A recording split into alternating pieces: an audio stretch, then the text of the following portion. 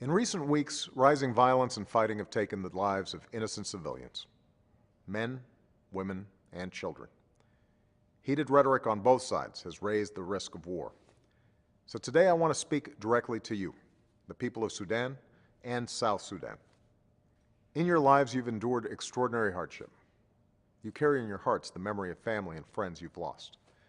But in recent years, against great odds, you've made remarkable progress toward breaking the violent cycles of the past, toward building a future of peace and greater prosperity. Now all that progress is at risk of unraveling. So my message to you today is simple. It doesn't have to be this way. Conflict is not inevitable. You still have a choice.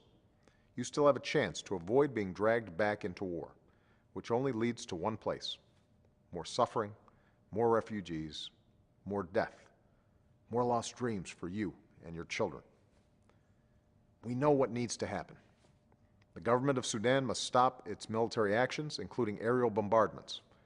It must give aid workers the access they need to save lives, and it must end its support for armed groups inside the South.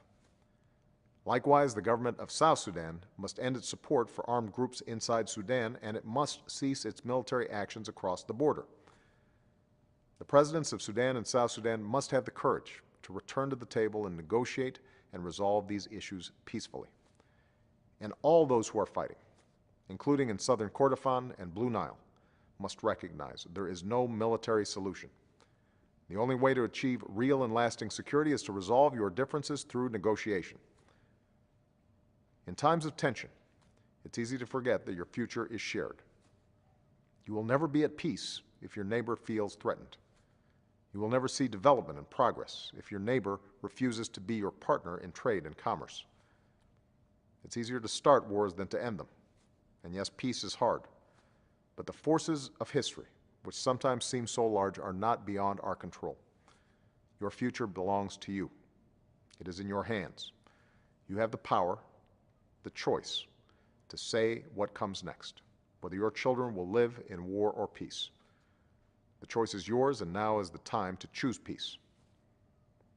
As I've said before, those who have the courage to walk the path of peace will not be alone.